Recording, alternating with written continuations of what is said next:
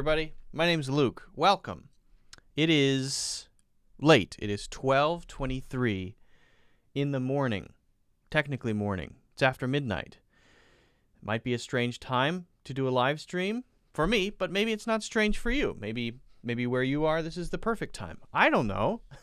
This is the only time I can do it.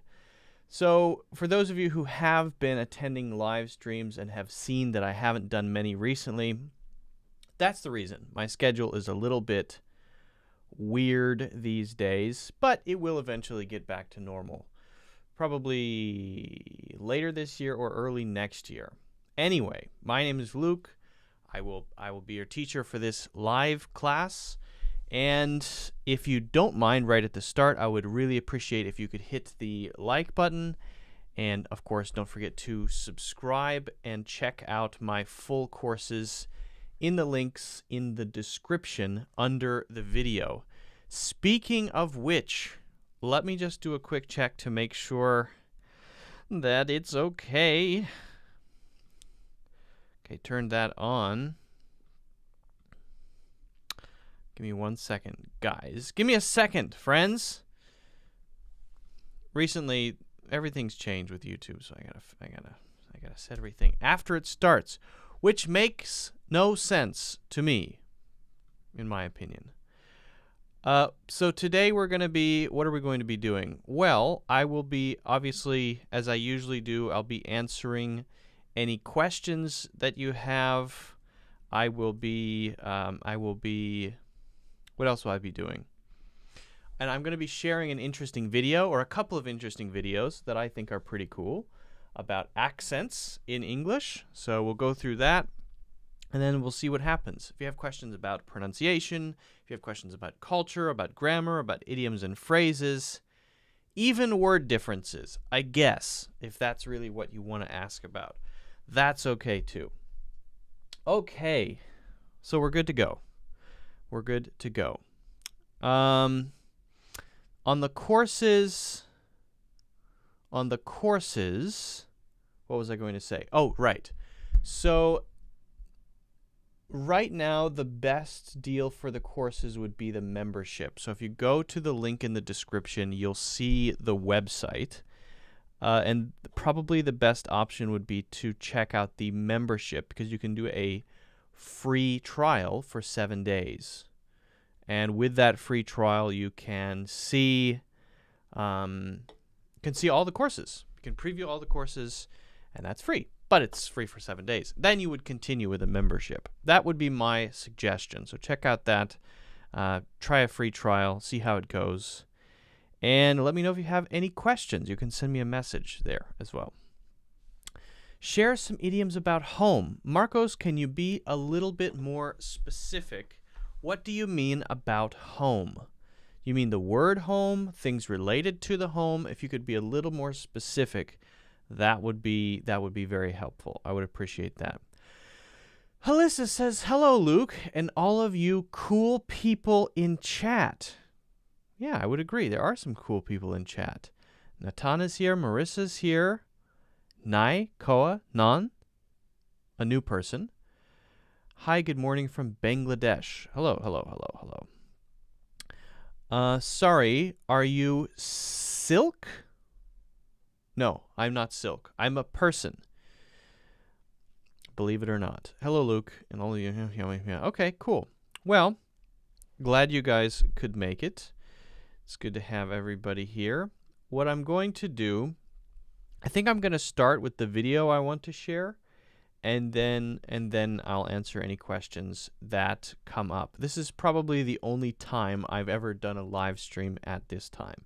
So who knows how it's going to go? Who knows what's going to happen? Who knows? All right. So I have a couple videos about accent. Now, I think it's important. It can be helpful when you're learning a language to know what you're learning exactly and what you're not learning. To learn that there is a wide range of that language, right? So if you go to China, you find, oh, actually there are a lot of small dialects. Chinese is not just standard Mandarin and standard Cantonese. There's a lot more in China than just those two.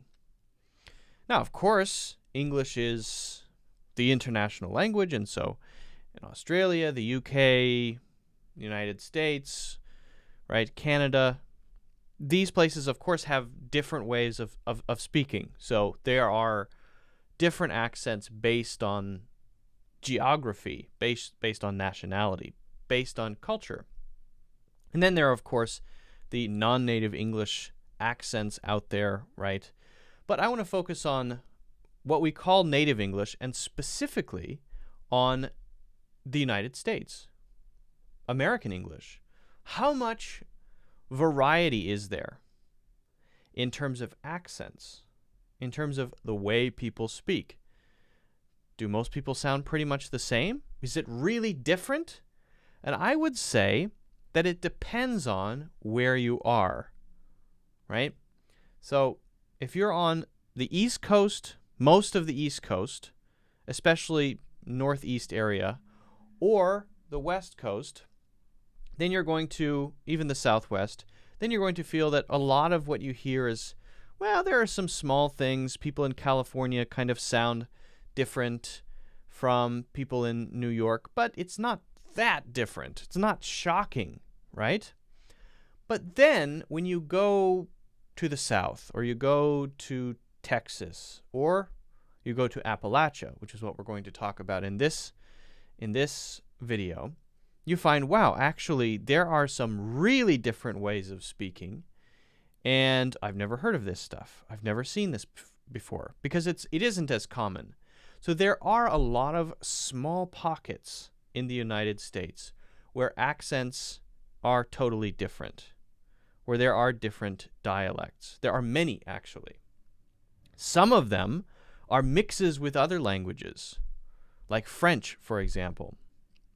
Some of them are heavily influenced by, for example, Ireland, or people who came from Ireland and then sort of settled in the United States, and their accent is affected by where they came from. And some, I'm not quite sure why. I'm not exactly sure why. So we're going to watch a couple of videos just to see an example of that. There's one mountainous region in the United States known as Appalachia. And in Appalachia, people speak a certain way that you may or may not have heard. So let's watch one of the videos. We'll talk about some of the things that they're talking about. We'll talk about some of the pronunciation points, and then see what we can take from it, see what we can learn from it in our own exploration of the English language. So let's look at the first one. Where do you want to go on vacation? If I was going to go on a vacation, I'd just stay right on here. Oh, yeah. It's what my mind is all the time anyhow. We are 20 years behind the whole country, but I wouldn't swap places with nobody. I feel much more comfortable here being 20 years behind everybody than I would be sitting in a lot of places and being so miserable. You don't like your neighbor, you don't speak to your neighbor, you're bitter with the world. All right, so how much of that could you understand? Could you understand all of it? Maybe you can go back and listen to it again. But the first time I listened to this is not the first time I've seen it. I've seen it a few times. I had to go back and listen to a couple of parts to catch exactly what they're saying. A lot of things are mixed together, very, very closely blended together, and there are some sounds that are added, and there are some words that, for example, I wouldn't say, and so I'm not really familiar with it. Now, I do understand the general meaning. Of course, it's not that strong. So you get a kind of southern, slow, a bit of a drawl, kind of pulling the words out, stretching them a bit. But there's a bit more than that, too. It's even more extreme than, this is from my perspective, right? It's, for me, even more extreme than a strong southern accent, because things are smushed and blended together even more. And there are those words that I'm not quite sure about. So, what's an example of that? He says, stay right on here. Stay right on here. Now, my first question is, why is he saying on? Why is he saying stay right on here? Normally we would just say stay right here. I'm just going to stay right here. Where would you go if you could go on a vacation? I would just stay right here, which I think is a very charming idea. Right? I don't want to go anywhere. I'm happy here. This is my favorite place. I think that's cool. I respect that, to be very happy with where you are, where you live, where you're from. But to add on is an interesting thing. But the way he says it is, stay right on air. So the H sound in here is hard to catch because it sounds like right on er. But actually he's saying right on here, right? Okay, so that's an interesting one. Then he says, it's where my mind is all the time anyhow. But when he says anyhow, it's not like anyhow with a clear H sound. One of the common things that I'm noticing is this very soft H so it's not even there really. Anyhow. It's kind of blended together, right? The other one, swap places with nobody. I wouldn't swap places with nobody.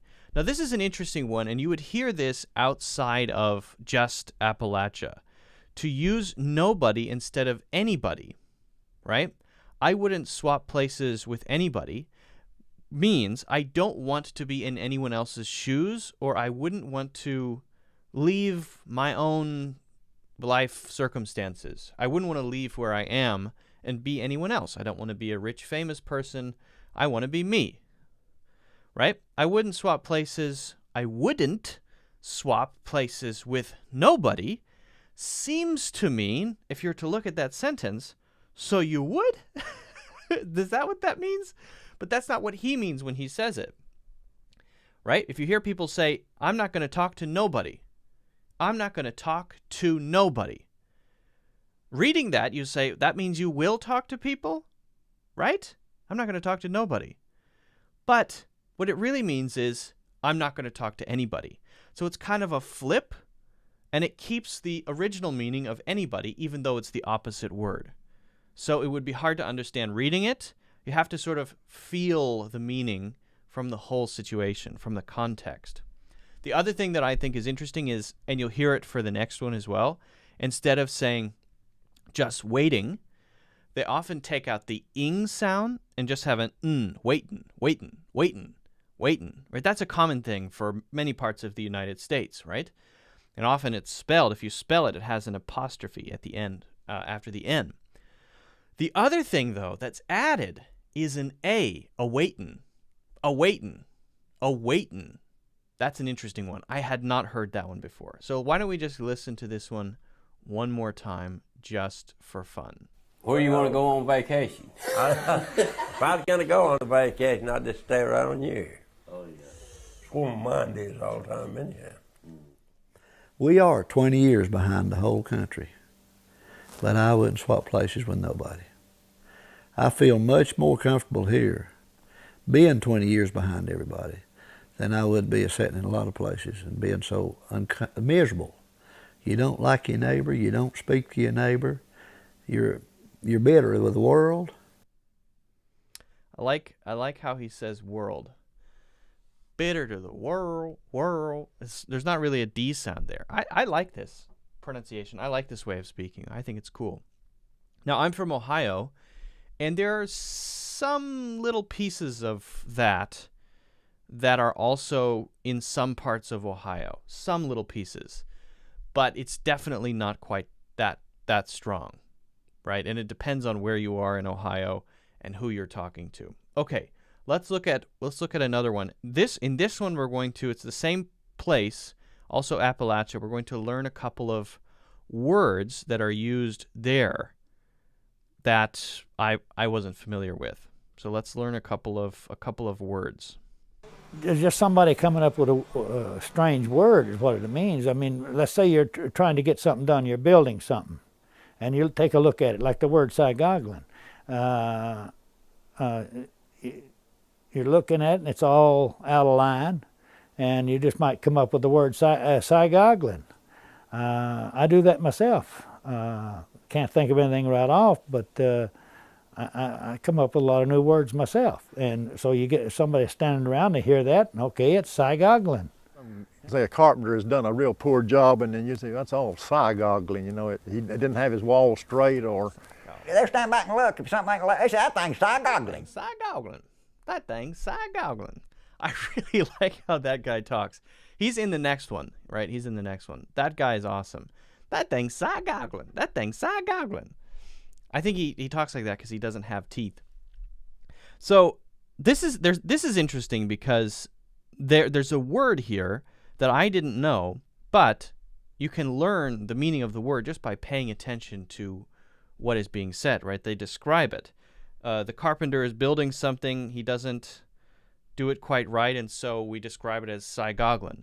Now, is that a common word? Again, I had never heard that before I watched this. So no, it's not a common word. But that also tells you the importance of knowing the context and learning things when you learn things from the situation. You have to understand what's going on and pay attention. And then, okay, people say that. Fine. What does it really mean? Maybe it's something like crooked. It's crooked. Or some people would say it's off. It's a bit off. So it's either off or it's crooked, right? Now, some things are just about the frequency that words are used, like myself, right? The guy who comes up with the word says, I do that myself. I do that myself. Now, people do say that, but he says it a couple times, and in other places of the video, he says it. So that's another interesting thing, is that in some places, some words are just more frequent than in other places. It's the same word, but they might use it more. And I have a feeling that myself would be one of those examples. I do that myself. I something myself. I don't use that myself very often, not very often. The other one that is actually useful here is right off. Right off. So right off means from my mind right now, in the moment. In that case, he can't come up with an example in this moment, but it does happen. And he's saying, I do that sometimes, right? I can't give you an example right off, and we usually add the top of my head, but I do that. You have to sort of trust that I do that. So let's watch that one more time. I think that one's interesting. Psygoggling. Here we go. There's just somebody coming up with a strange word is what it means. I mean, let's say you're trying to get something done. You're building something, and you'll take a look at it, like the word psygoggling.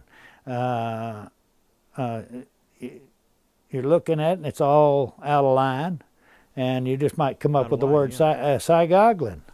I do that myself. Can't think of anything right off, but I come up with a lot of new words myself. And so you get somebody standing around to hear that, and okay, it's psygoggling.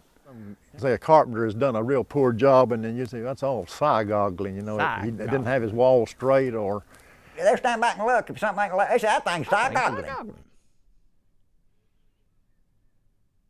I like it.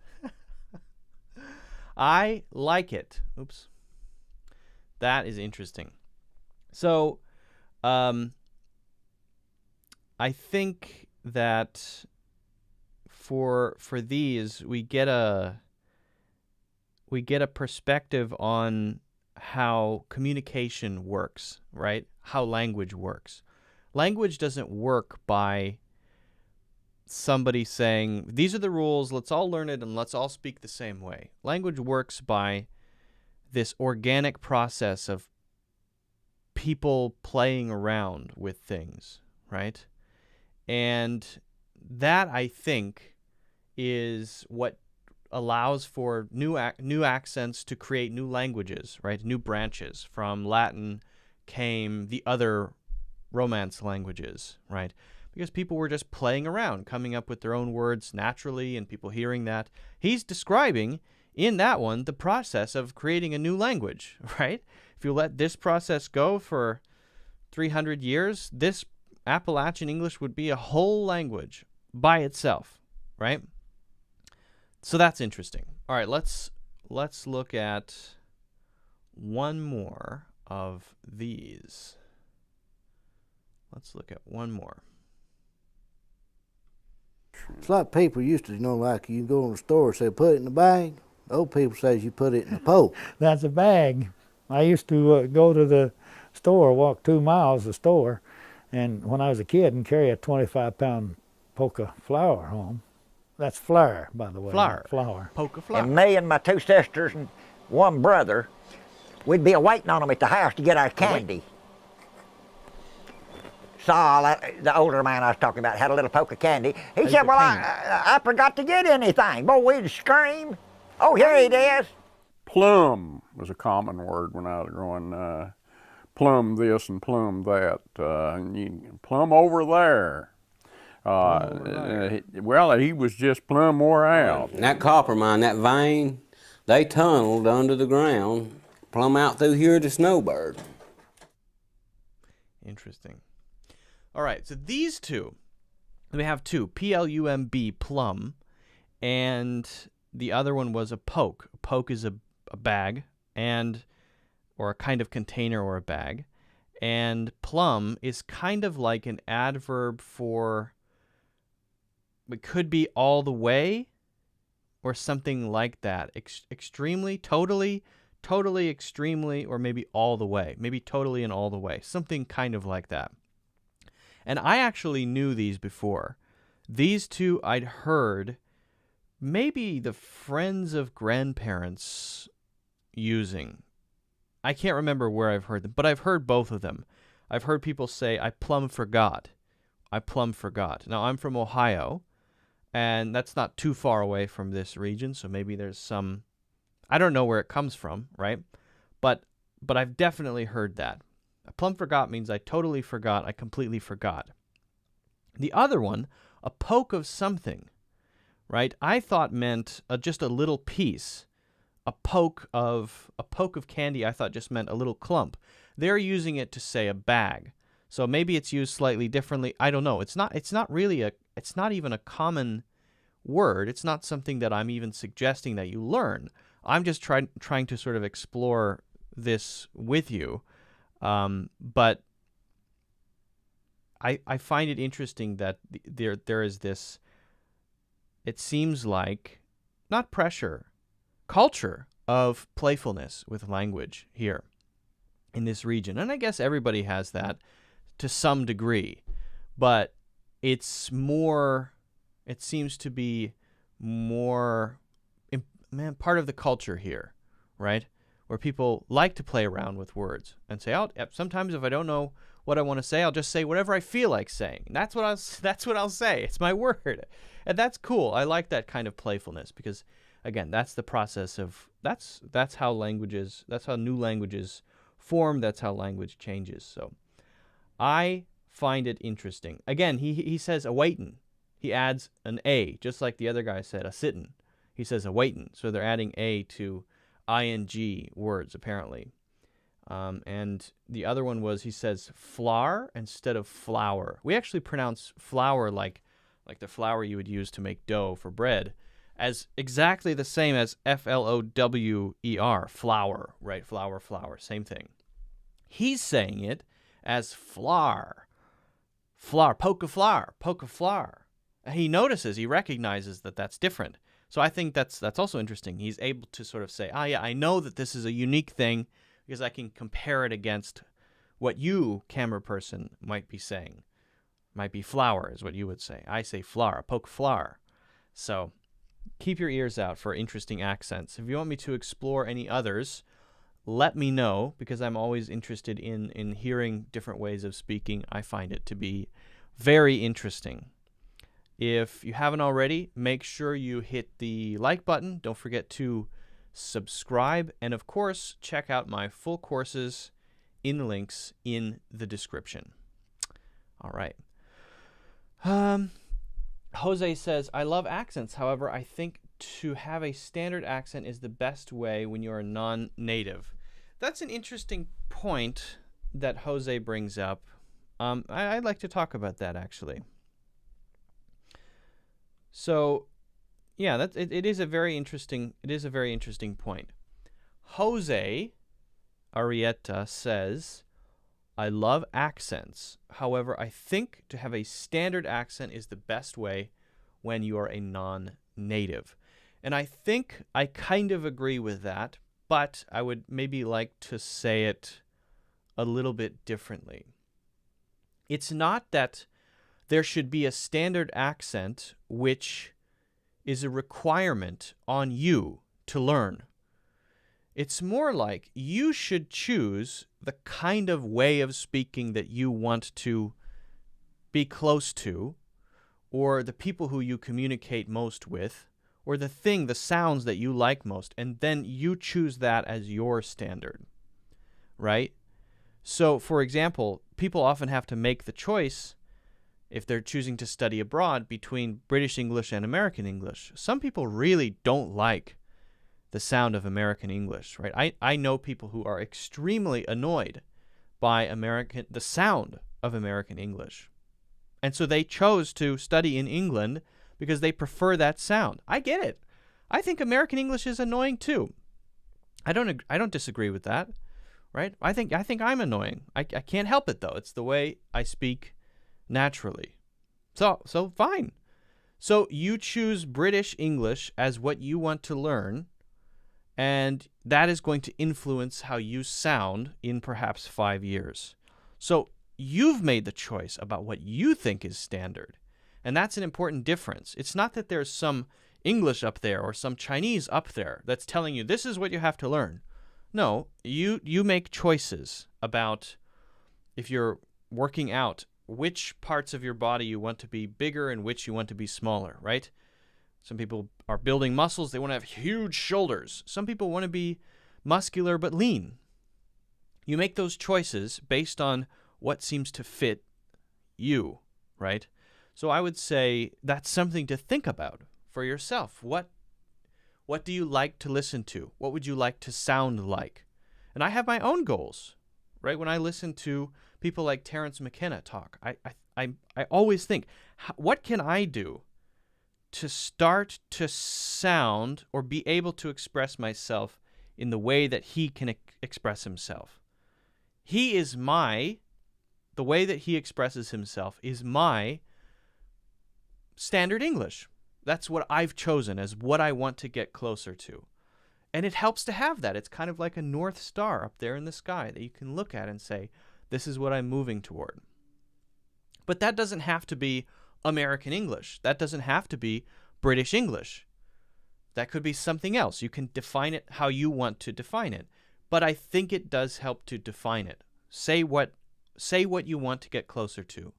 Choose a few people who speak a certain way that you really like. When you hear them talk, you think, that's what I'd like to get closer to.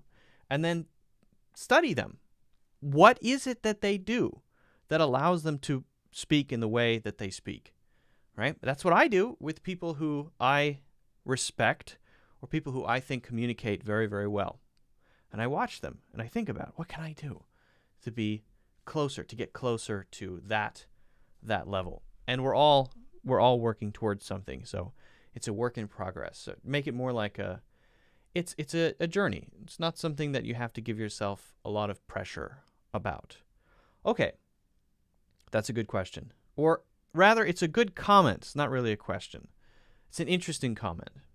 Guys, if you haven't already, make sure you hit the like button. I would really appreciate that. Don't forget to subscribe, of course, and check out my full courses in the links in the description.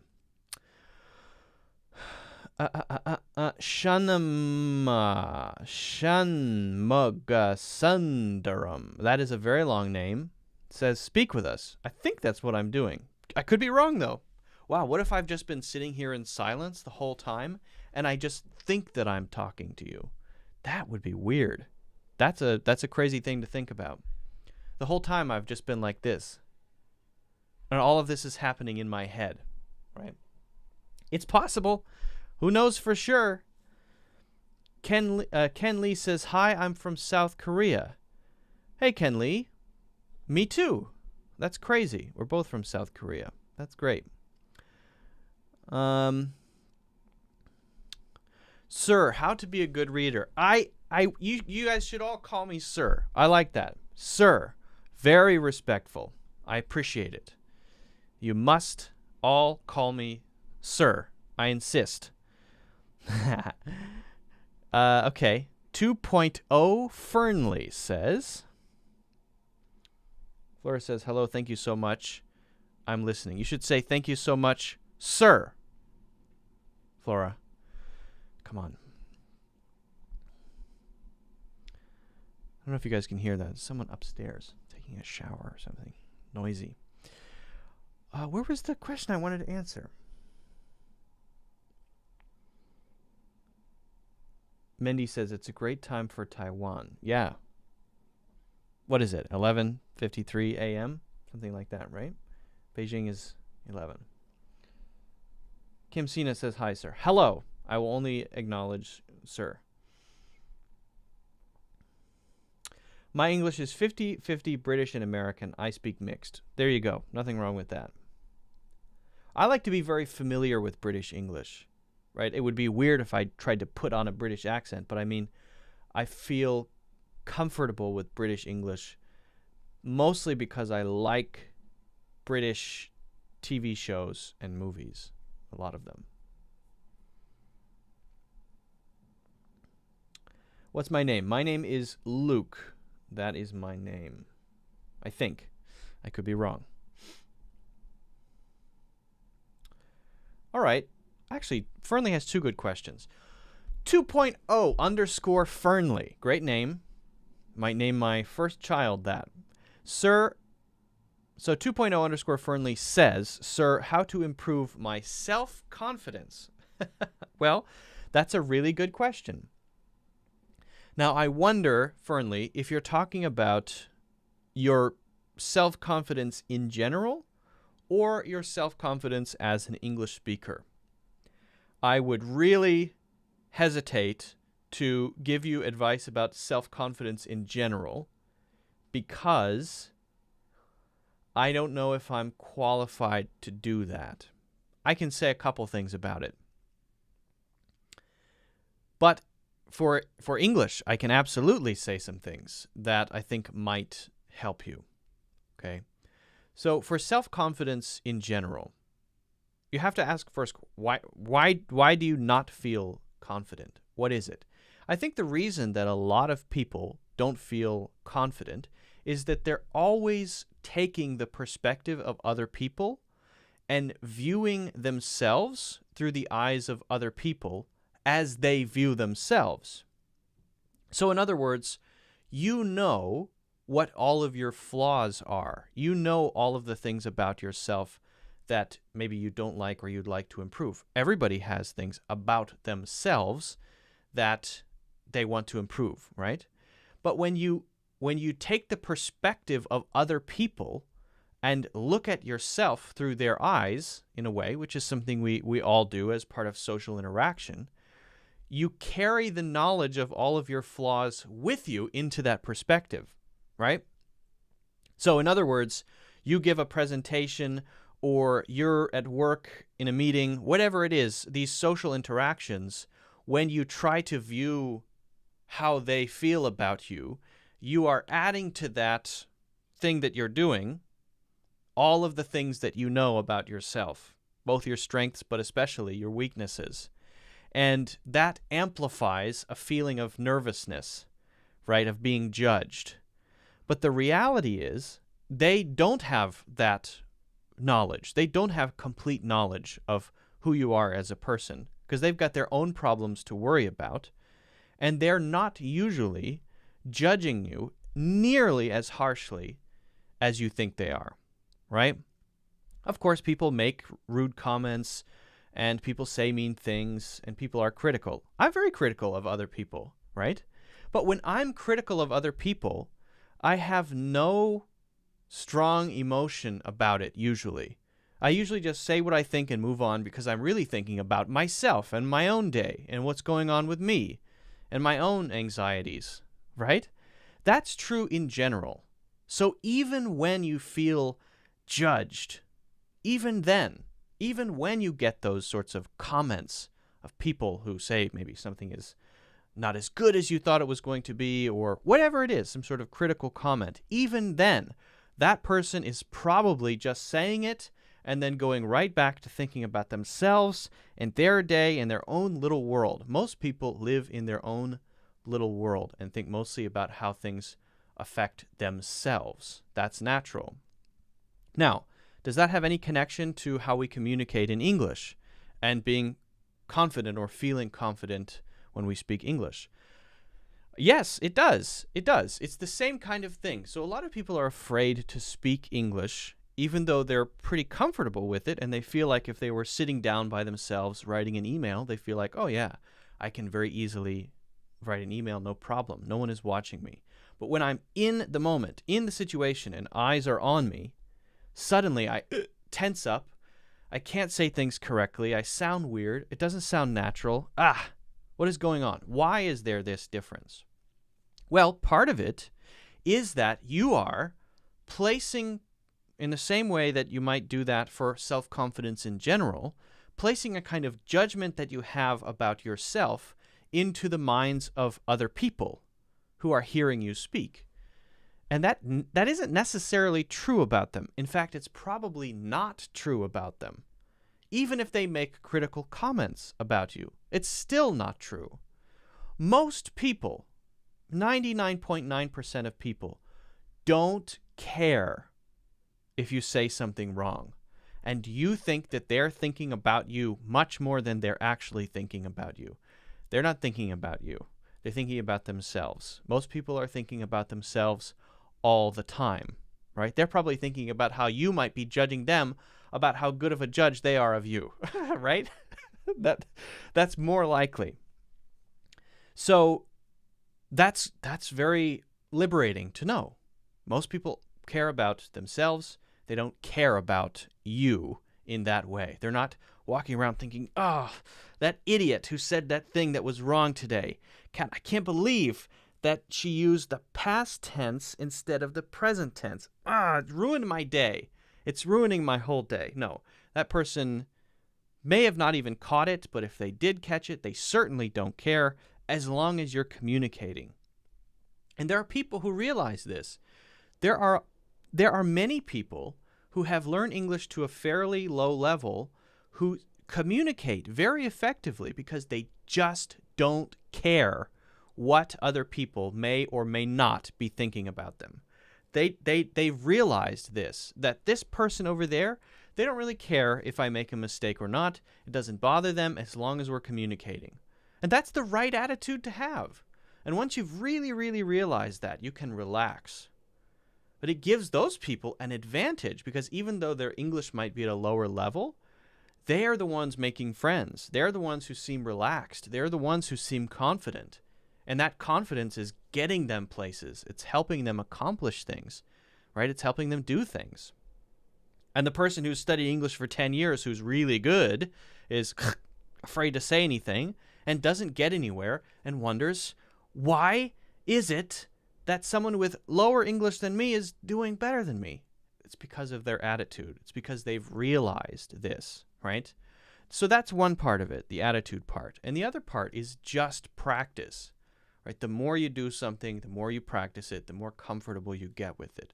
So you need to, whenever you have the opportunity to practice, to speak, to communicate, even if it's not with native English speakers, whenever you have the opportunity, take it. If you're in a group discussion, if you're in a meetup group, whatever it is. And now, more than any time before, ever, there are opportunities to practice communicating in English.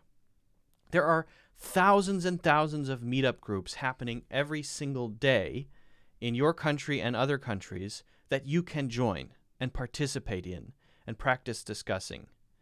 So my rule there would be, when it comes to communicating, in order to get the level of comfort that you need, you have to practice a lot. And to do that, my suggestion would be always take the path of most resistance.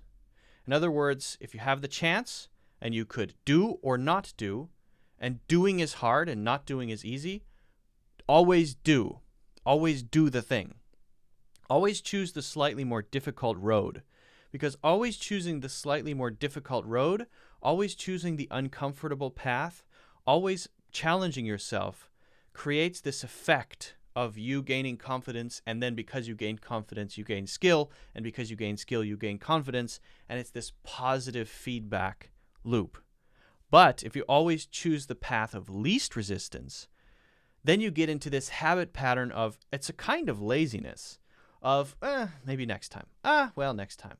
Next time. Well, maybe next time. It's too hard.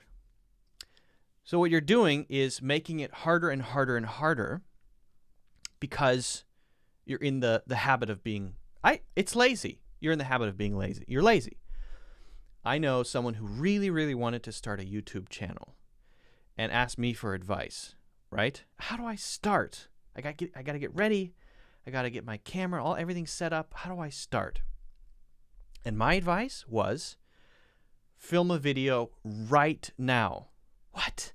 I don't have a plan? No, right now. Film a video right now. You have to get over that fear, that feeling of fear right away. And then you'll find that once you do that one, then you can do the next one. That one, you can do the next one, right? And my friend said, I need to be ready. I'm going to buy some equipment first. I need to be ready. So my friend got ready, got all the equipment, and I need to work on my script, and put it off so long that it never happened. Now it's 3 years later, and that friend had never did it. Has plenty of equipment, plenty of video scripts, never actually sat down, turned on the camera, and started talking. Why?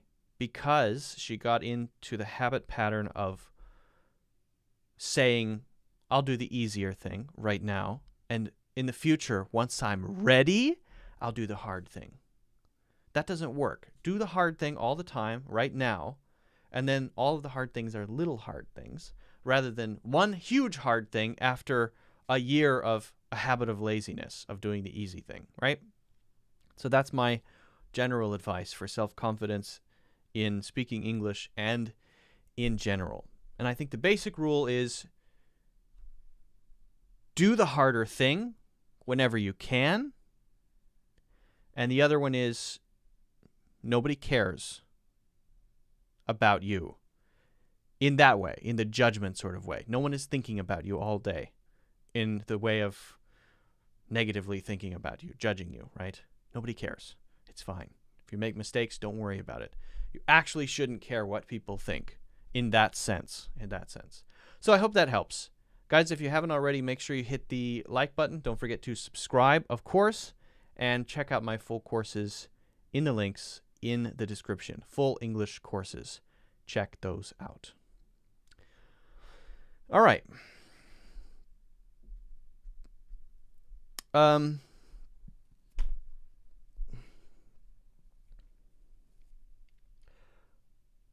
Why are you talking with me like this?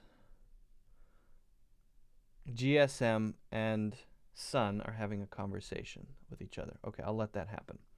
We have to pronounce and don't pronounce without. True, Jose. Jose says, when I went to USA, people can understand me. Actually, I realize that natives make mistakes all the time. Yeah, sure. All the time. All the time. Absolutely. That's absolutely true. I'm Shen from Singapore. I have created the speaking club when have arranged meeting on Zoom for English speaking practice. Please join with us. We can learn from you.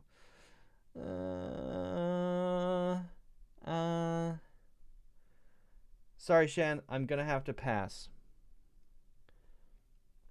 Sir, I'm Barath. Isn't that from, what? Barath. It's from a TV show. There's a Barath character in some TV show. Maybe it's Star Trek. I can't remember. Alyssa says, what does it mean when someone says, but I digress? That's like, I've talked a little too much about this topic. I've gone off on a bit of a tangent. I've perhaps explained too much. Maybe I've started to affect the balance of the conversation. And I'd like to step away from that slightly and return to the conversation as it was happening, right? So maybe I talked a little too much about the confidence thing, and finally I say, but I digress. Maybe because I gave too much detail. I talked too much about it. I went a little too far, and I want to take one step back, and I want to return to where we were before. Let's say we're having a conversation about something else, right? So it's kind of a way to acknowledge that has happened, perhaps, and to get us back to where we were. It's sort of like saying, oh, okay, I'm done with that. Step back. Where were we? Let's continue. It's kind of like that. That's usually how it's used.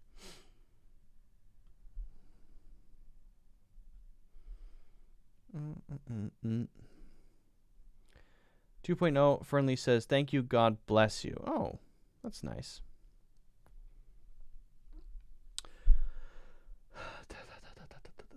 Let's see. I'm Bharath from India. Oh, it should be Bharat. Bharat, right, instead of Bharath. I'm wondering, what is the name of the thing you have on your head? I call it a hat. It's a hat. Naoya Kasaki says, thank you for answering our questions.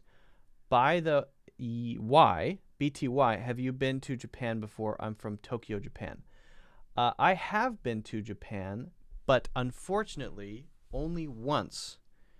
And I'd really like to go again. I spent a little over a month in Japan back in 2011. Yeah. Back in 2011, I spent 1 month there. I stayed with some friends. I visited some people. I met some cool people. I was not in Tokyo, though. I was in Nagoya and Osaka and Fukuoka. And one other place, but I can't remember. And I really liked it, and I want to go back. And I had no money, so I mostly ate at 7-Eleven. When I really wanted to treat myself, I would have some ramen. Okay, I'm from India, and I am practicing American accent, and I want 100% American accent. Is it possible to have a 100% American accent for a non-native like me? Whew, that's a tough one. I guess anything is possible, right? But I would say that if it is 99%, then you might run into a problem. So this is just my opinion. All right, let me give my opinion about this. The Wireless says, I am from India, and I'm practicing American accent, and I want 100% American accent. Is it possible to have 100% American accent for non-native like me? So this is really interesting because I think a lot of people have this goal. And my opinion on this, personally speaking, is that it shouldn't even be a goal. That a good goal is to strive for this kind of international speaking very clearly sound that when people listen to you, they never say, wow, this person has a very, very strong accent, right? That you have this extremely clear sound, but there might be still some markers of your native accent. I think that's a good goal to go for. And personally speaking, I don't think it's even a good goal to have, to try to sound, in terms of your pronunciation, exactly like an American or British person or whatever, right? So same for me if I'm learning Chinese. I don't want to sound like I am a person from Beijing. I want to sound clear, maybe. I'd like to have good pronunciation so that when people hear me, they say, oh, this person sounds clear and has a kind of natural sound. But I can tell that this person is not a native speaker. I think that's a good balance. And the other side of that would be someone like my wife. So she doesn't have a strong accent. Her accent is kind of neutral. She has this I think, nice international sound. And no one would ever say, oh, wow, she has such a strong Chinese accent, because Chinese is her first language, right? So, but you can tell she's not a native English speaker, you know. So I kind of like that. And I think one of the problems is it's so hard to get to 100% that I'm not even sure the effort would be worth it, especially if you're starting off at a later age. It's so hard to get to 100% that it's much more likely that you would get to something like 95%. And then you have the problem of what's called the uncanny valley. Have you ever heard of the uncanny valley? This is related to artificial intelligence, and it's related to things like animations, where you want to animate a cartoon rabbit, right? If you make the eyes really big and the ears huge and the features are very cartoony, then people accept it as cute, even though the rabbit is walking around on its feet wearing, a police officer's uniform and speaking English, and has a face that moves like a person's face. But because the features are so kind of extreme and exaggerated, we say, oh, that's cute. Now, as you take that animation and get that closer and closer to human features, it's never going to be 100%. So people are going to start to feel more and more uncomfortable with it, right? A very human-like face, but still fur, like a rabbit, right? And eyes, just like a human's eyes, instead of big, cartoony eyes. There's this uncomfortable feeling. And this is also happening in artificial intelligence with things like robot heads. There's that, I can't remember her name, but it's a robot lady who goes around on talk shows. And she looks exactly like a person, but her mouth moves like that, and obviously it's not a real person. Now, if they made a crazy character that is more robot-like and had some human features, we would say, oh, that's very interesting to communicate with this artificial intelligence. But when I talk to this robot lady who's modeled on a human being and is trying to be as close as possible to a person, I feel this uncomfortable feeling. This is called the uncanny valley. And I think there's an uncanny valley of accents, so that when someone is 97% at native and they're really forcing it, they're really trying to copy the American sound and imitate it, then I can tell that it's an imitation. It sounds forced, and it makes me a little uncomfortable. And I'd rather just not hear that. And I'd rather talk to someone or hear sounds that are more neutral, international sounding, without a maybe strong, clear, identifiable accent from one place or the other, but not trying to be in a forced way 100% American, because it's forced. There's a good example of this. My wife has a colleague, or had a colleague, who is from India, and he spent, I think, 10 years in America or the UK, I can't remember. And just because of his interactions with so many people for so many years, without really trying, he just has a very nice voice. And I can tell he's from India, but it's a very sort of neutral, nice sounding voice that's not forced at all. It doesn't sound like he's trying to make himself sound like an American, for example. It's a very natural sound. And I think that came as a result of just communicating with people and maybe getting rid of some of those very, very strong sounds that identify, for example, the Indian accent when communicating in English. So I think this is a long way of saying it. I think the goal, a good goal, would be something like identify the parts of your accent that when some people hear you speak, make them say, wow, you have a strong accent. And then work on those things and focus on getting to a place where perhaps people know where you're from, but they don't make that comment. And that can be called a kind of international neutral of some kind.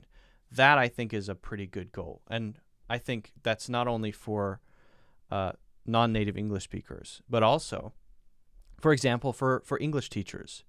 A lot of English teachers come from specific areas. They might have a stronger natural accent, and they would have to adjust some things to get closer to a neutral sound that is useful and helpful and easy to understand. Easily understood by English learners, right? I did that over a series of years, had to make some adjustments to the way that I speak so that when I communicate, people say, I understand you very well. I'm not sure why, but it's clear, at least. And sometimes it's hard to understand other native English speakers, but when you speak, I understand what you're saying. Why is that? Well, I've done a lot of work to make that happen, right? So it's true for everybody. But I'm not trying to remove all of my Americanness, right?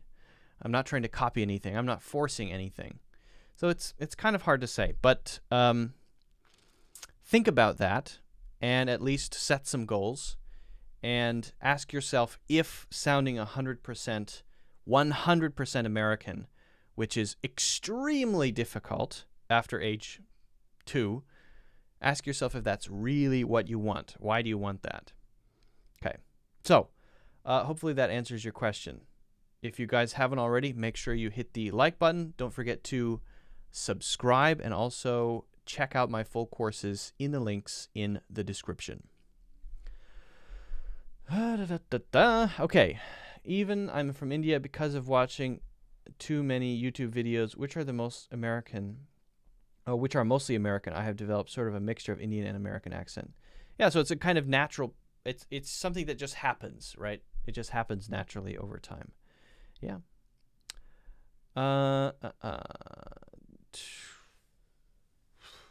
I'm from Tunisia. Oh, cool.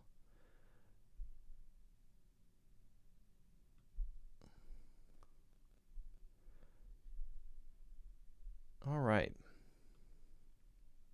Lolly Lolly, even though you just got here, unfortunately, I kind of have to go. How to use I and I'm, sir. Taking the sir thing seriously. Well, I is a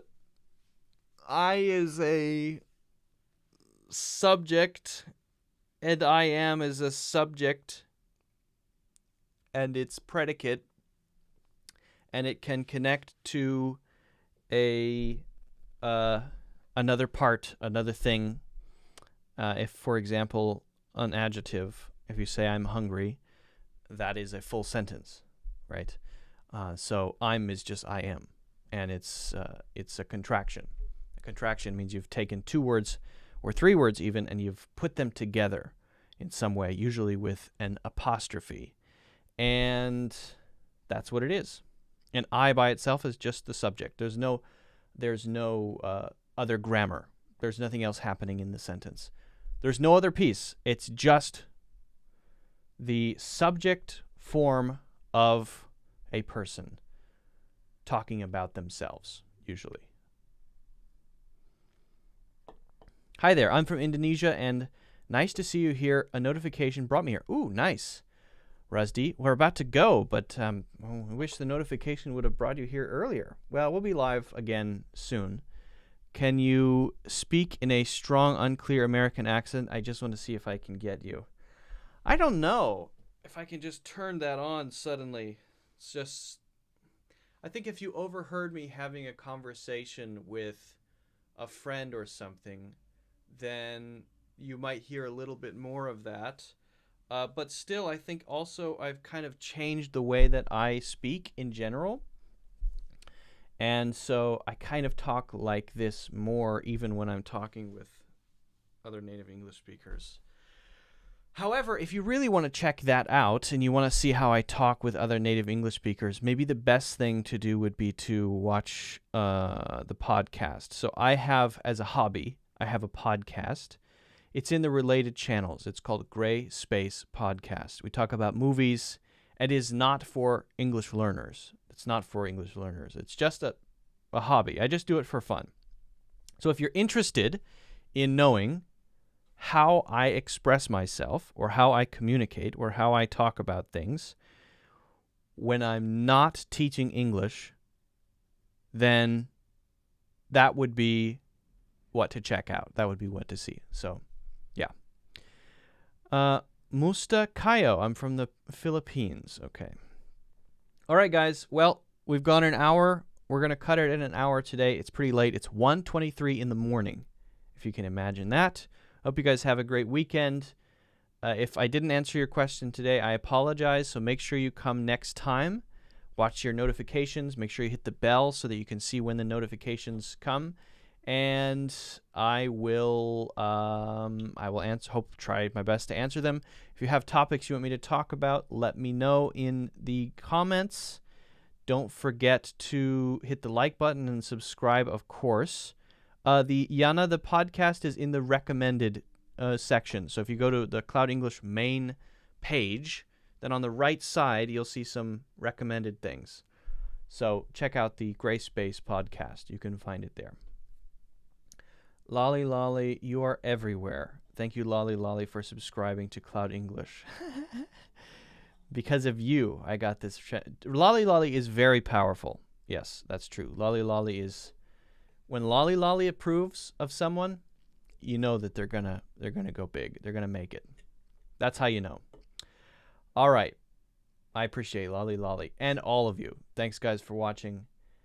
And I'll see you next time. Have a good one. Bye-bye.